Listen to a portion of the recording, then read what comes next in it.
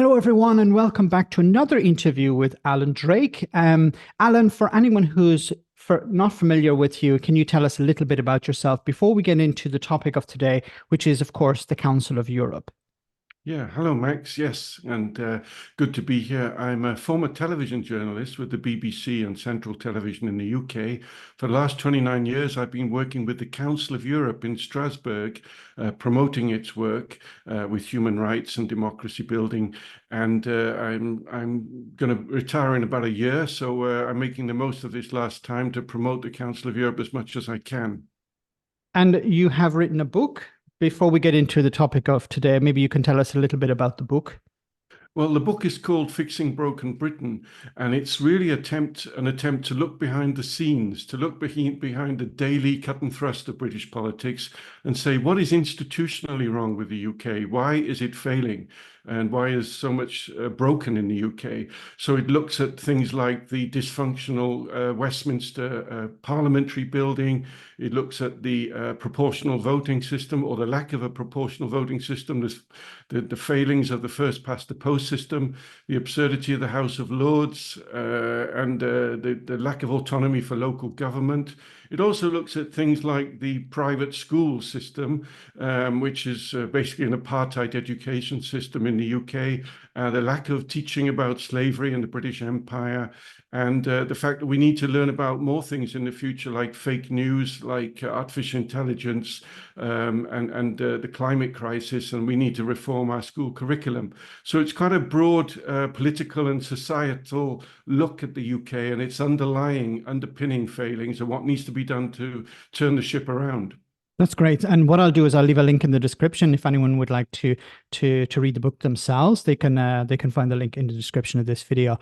But I'd like to move on to the topic of today, which is, of course, the Council of Europe. Now, we spoke last time about the European Convention on Human Rights, but today, can you tell us a bit about the Council of Europe, where you're working? So, what is the Council, and why was it set up? So the Council of Europe is an organization with 46 member states, including the United Kingdom, that's based in Strasbourg in France, and very near the border with Germany. And its mission is to protect and promote human rights, democracy, and the rule of law in Europe. Probably the best known part of the Council of Europe is the European Court of Human Rights, which is based on the Convention of Human Rights. And the Council of Europe was set up in 1949, which was an important crossroads in European history. On the one hand, fascism had been defeated after the horrible Second World War, with all the destruction of property and people and loss of life. On the other hand, there was the rise of communism in the East, coming from the USSR, the Soviet Union. And there was a fear that not only would countries like Poland, Romania, and Bulgaria, etc., be taken over by the USSR, but also that communism might spread to Western Europe. So the Council of Europe was set up in London in 1949 as a kind of to keep the flame of democracy and human rights burning in Western Europe. And that was its initial mission. Of course, over the years, the membership expanded, so we now have 46, including many former communist states. But that was the original idea of the Council of Europe and remains to this day. Can you tell me why did it move from London to Strasbourg? Well, actually, London was only the place where the treaty was signed, the Treaty of London, and it was signed in St. James's Palace by 10 member states, including Ireland, the UK, Benelux, and the Scandinavian countries. And then it was decided to set it up in Strasbourg, and probably the reason for that was because that was very symbolic, because Strasbourg is in Alsace, which you probably know was disputed territory between France and Germany since 1870, the Franco-Prussian War, right up to the end of World War II. So the idea was this was a symbol of reconciliation between France and Germany, and therefore peace in Europe, if you like. So it's no coincidence that we're based on this kind of border city between France and Germany. It's a great symbol of cooperation and unity. Can you tell us a bit about the structure of the organization?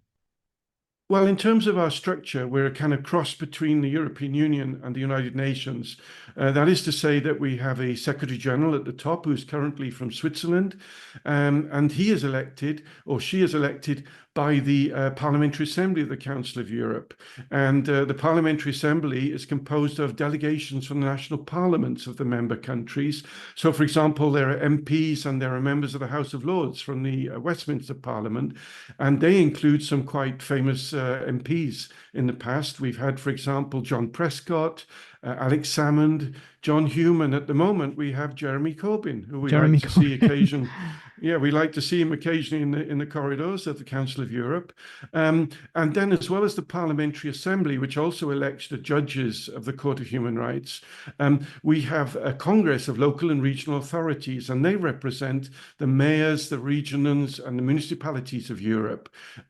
We also have a Commissioner for Human Rights, who, by the way, is from Ireland. His name is O'Flaherty, and he is completely independent from the other bodies of the Council of Europe, and he can investigate human rights issues as he sees fit. Otherwise, we have the Committee of Ministers of the Council of Europe. This is really better understood as the Committee of Ambassadors, because the foreign ministers who they report to are far too busy to come to Strasbourg every week to run our organization. But the Committee of Ministers is very important because they set the strategic direction for the organization, control our budget, and also enforce the judgments of the Court of Human Rights, which is very important. And finally, last but not least, we have a conference of international non-governmental organizations, which is our link with European civil society. So that, in a nutshell, is the structure of the Council of Europe. But so you mentioned the European Union here. So in what ways is the Council different to the European Union? The European Union and the Council are different, first of all, in terms of member states. So there's 27 countries in the European Union, and there's 46 countries in the Council of Europe. So all the EU countries are in the Council of Europe, but we have another 19, and that extra 19 adds a lot of diversity to our member states. So, for example, we have microstates in the Council of Europe. We have San Marino in Italy, with about 30,000 people. We have Liechtenstein, we have Andorra, and we have Monaco. These are really small countries with 35,000 people. The second difference in the member states is that we have Islamic countries in the Council of Europe, which don't exist, of course, in the EU. So we have Turkey and we have Azerbaijan. And the third major difference between the member states that we have, the extra ones than the EU, is that there are many conflict zones in the Council of Europe member states. For example, well, the most obvious one is, of course, Ukraine, which is a member state which has been invaded by a former member state. We used to have Russia, but Russia was expelled after it invaded Ukraine in 2022. We also have countries like Georgia, which have these breakaway territories, Abkhazia and South Ossetia. You probably heard about the recent conflict between Armenia and Azerbaijan over Nagorno-Karabakh. And in Moldova, there's a breakaway region called Transnistria. So the Council of Europe has more conflicts in its area, if you like, than the European Union, which I guess the major unresolved conflict in the EU is still the divided island of Cyprus. So that's the kind of membership, if you like, is more diverse.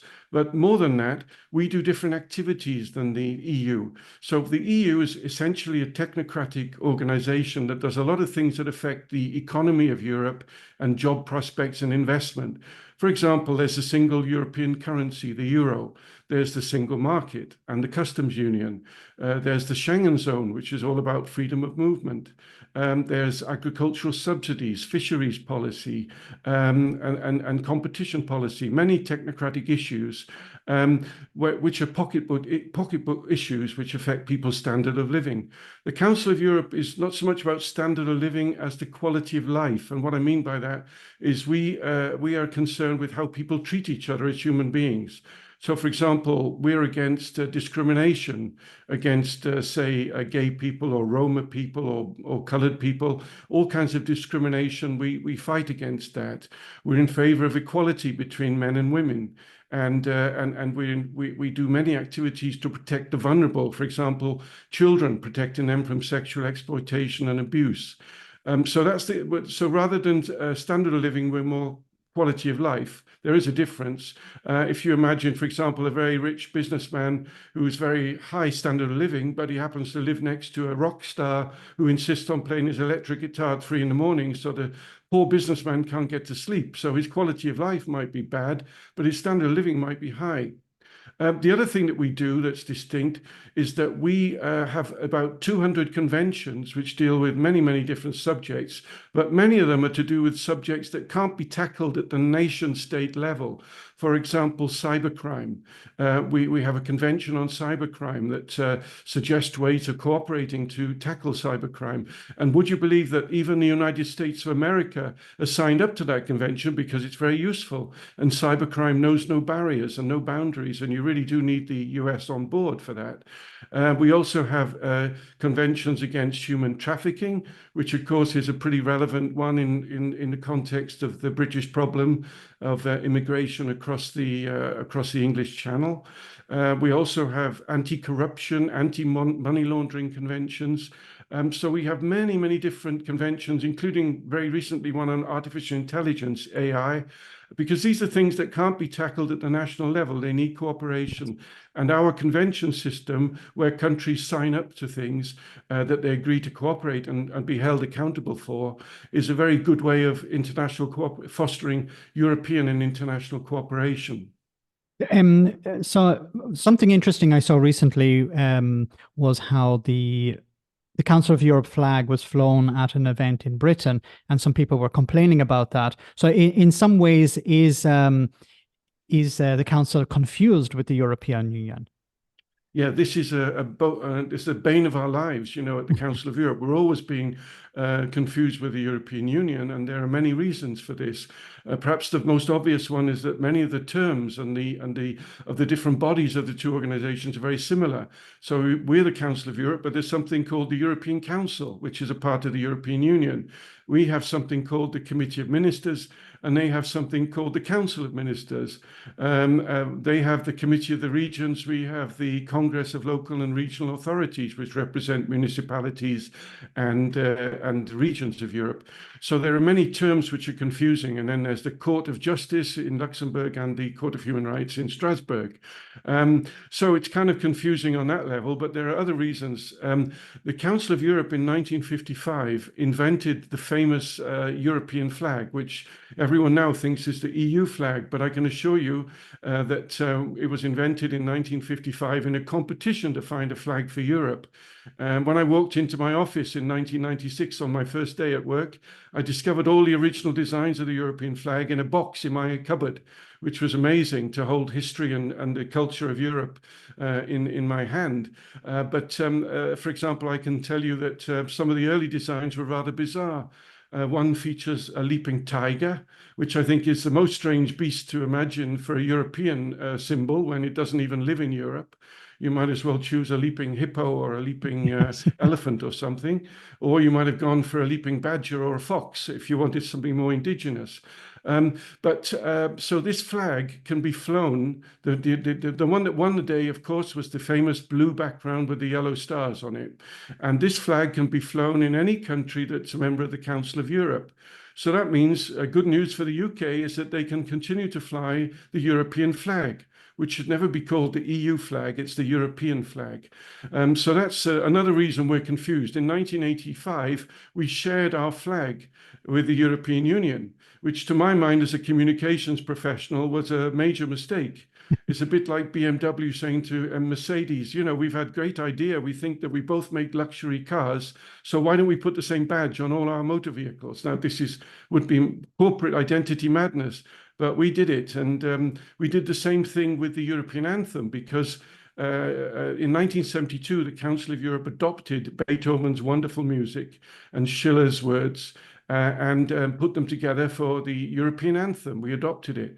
In 1985, in the same gesture of solidarity with the European Union, we gave them our anthem. So now you will hear that anthem played at both European Union events and at Council of Europe ceremonies. But the only place in Europe where you will hear neither the anthem or neither see the flag will be Belarus and Russia, because those countries are not in the Council of Europe. Russia used to be, but Belarus has never been, because it still executes people, and that's a no-no for joining the Council of Europe. So you can't join if you have the death penalty. So if you want to avoid the European flag in Europe, then you have to go to Minsk or Moscow. Otherwise, you can go to Istanbul, Tbilisi, Yerevan, anywhere, and Kiev, of all places, and you will still see this famous European flag, because it belongs to the Council of Europe originally and is shared with the European Union. So those are some of the reasons why we're confused with the European Union. And to cap it all, we are in Strasbourg, which is also the home of the European Parliament. And again, when I arrived at the Council of Europe in 1996, they were actually sharing our building, so sharing our debating chamber. So it was as if the Irish Doyle would fly to Westminster to borrow the Palace of Westminster for one week of every month. Extremely confusing. Now they have their own. They grew in size, so they needed a bigger debating chamber, so they built their own building.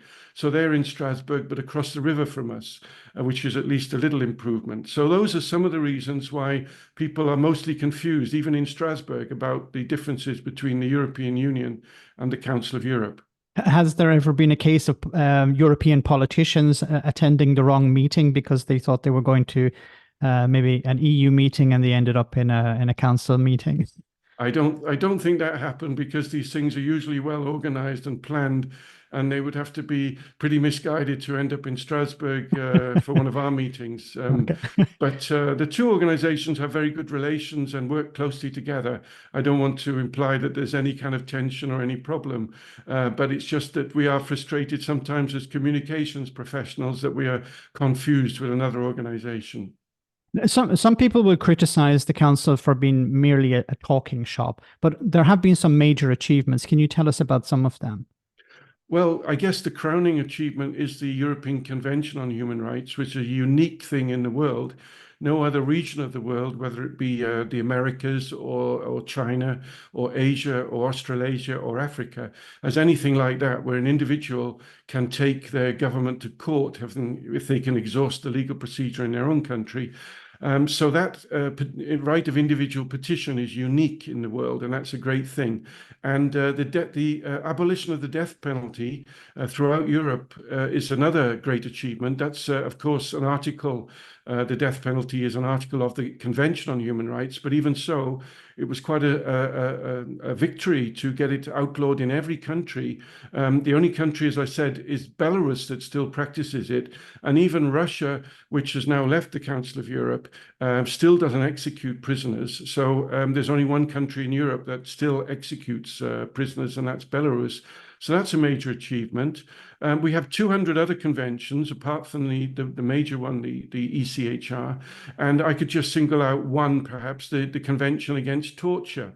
And what this means is that we have a committee of experts, medical experts, prison experts, who have the right to enter a prison anywhere in Europe, or a police station, or a psychiatric hospital, anywhere where people are kept against their will as detainees. And they can turn up without any warning, but mostly they do sort of have a sort of arrangement with the member state, and they inspect the facility, they talk to the prisoners or the detainees, and afterwards they issue a report. So that's something pretty extraordinary as well. And we also have something because we also fight for the rule of law and respect for the rule of law. And we have something that you might possibly have heard of called the Venice Commission. This is a group of constitutional legal experts who advise countries all over the world, not only in Europe, on whether their constitution meets the standards of a good constitution and a good democracy. So, for example, when South Africa ceased to be being an apartheid state and became a proper democracy under Nelson Mandela as the first president, the Venice Commission was solicited to offer them advice on how to set up a good constitution and establish firm rules for democracy. So those are some of the main achievements. And I could also perhaps finally mention that we have the European Directorate for the Quality of Medicines, which you may not think has got much to do with human rights or democracy, but in fact, it's a very specialized body that assures the quality of medicines in Europe. So when they fight against fake medicines, counterfeit medicines, Medicrime. And so whenever you get medicines from the pharmacy or the chemist, you can be sure that the Council of Europe, through its EDQM, as we call it, has actually checked the safety of those medicines to make sure that they're manufactured under proper conditions, etc. So that's another big achievement, really, that we have. There are so many things we could talk about. We're like a department store of human rights and democracy, really. But I don't want to sort of carry on all night, so I'll stop there. No, but it's so important that we know this because we understand the value of this organization. And unfortunately, we've been hearing a lot in the UK media about, as we talked before, about the convention and certain politicians in Britain talking about leaving the convention, leaving the Council of Europe in a sense. What are some of the connections at the moment? And hopefully this doesn't happen. Hopefully Britain, of course, remains part of the Council of Europe. But what are some of the links we can talk about between Britain or the UK and the Council? Well, I mentioned already the link with the Parliament, that there's the MPs and members of the House of Lords attend the Council of Europe 4 times a year and are very active throughout the year on committee work in the work of the Council of Europe's Parliamentary Assembly. But if we go right back to the beginning, it was Churchill who pressed for the Council of Europe to be set up, and one of the most respected and revered British politicians of all time. And obviously it was 1949 when it was the Treaty of London, when it was set up, which was the Attlee government, the Labour government, and the Foreign Secretary who would put his name to that treaty was Ernest Bevin. After that, if we go to the Court of Human Rights and the new building of the Court of Human Rights, Her Majesty Elizabeth II came to Strasbourg to lay the first stone of that building, and it was actually designed by a British architect called Sir Richard Rogers, who designed the Lloyd's Insurance Building in London, and the Pompidou helped design the Pompidou Centre in Paris.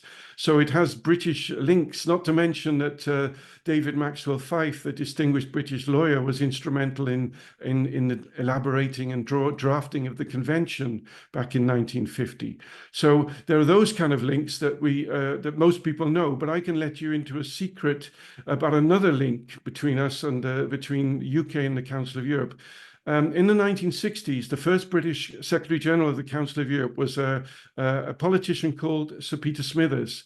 And he was a remarkable man and a very successful Secretary General.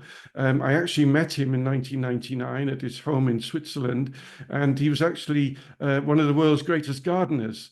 But when he passed away, I was amazed to read in the newspapers and the obituaries that he was the real-life James Bond character.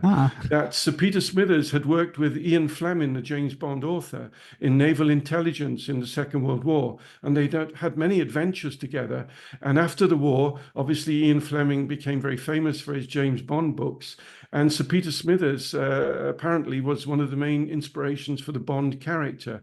And he told me something that kind of thought that he might be a bit different. He loved gadgets. He was in 1999 really into digital photography, and he liked to take pictures of his flowers, which were kind of extraordinary. And so he was the person who sent me the first digital photograph that I ever received by email. And he was in his 80s. So you can imagine James Bond liked gadgets.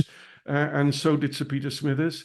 And he also said that he used to, instead of accepting a chauffeur-driven car to work from the house which the Secretary General inhabits in the middle of Strasbourg to the office, he sailed a boat up the river and moored his boat outside the Council of Europe. So he was a real character and a worthy character for James Bond to be based on, I think. So if you think about the ensemble of British connections, Her Majesty the Queen, James Bond, Winston Churchill, you couldn't really have any better than that, any closer ties with beloved British characters, fictional and real. So those are some of the connections that we have, and we hope that Britain will continue to keep its connections with the UK. It's not just a matter of the ECHR, as you probably understood from what I've been saying. There's a lot more to the Council of Europe than the European Convention on Human Rights. I love the James Bond connection. I think we should talk more about that in the future. But why is the Council of Europe not better known? Why don't we know more about it, especially in Britain? I think I think in part it's, as I said before, that there's these confusion. It's overshadowed by the EU, which has much bigger budget, which is involved in much more concrete projects, if you like, which affect people's pocketbooks. But there's another issue, which I think is the branding of the Council of Europe, which I think we made some kind of mistakes in the end, which were understandable in the beginning, which were understandable. For example, we called it the European Court of Human Rights, and that's a pretty generic title. It's a Court of Human Rights, and it's in Europe. It doesn't really tell you who the sort of mothership is, or who's in charge of it, and which the parent organization is. It's a bit as if you had a car that was called the Golf, and nobody had heard of Volkswagen. There's a kind of a rupture between the manufacturer and the product. And we should probably have called it the Council of Europe Court of Human Rights, which would have built our brand identity into the title of the description of the organization, of the institution. In a similar way, you probably heard of the European Heritage Days. They're probably called something different in Italy, but in France, they're called the Journée de Patrimoine, and in a lot of countries, the European Heritage Days. Now, this is when public buildings that are normally not open to the public, the Élysée Palace in France was one of these, were open to the public for several weekends in September. This is a very popular thing in France, but I think in other countries too. Yes, you can visit places that you can't go to. Yeah. I expect you know.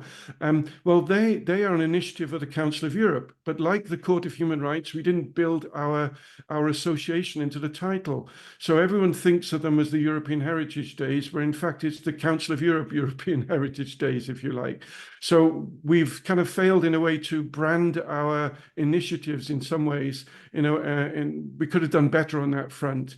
But there's the other issues like the flag and so on, so that when people see these things, they think immediately of the EU and not of the Council of Europe. But those are some of the reasons why we're not better known.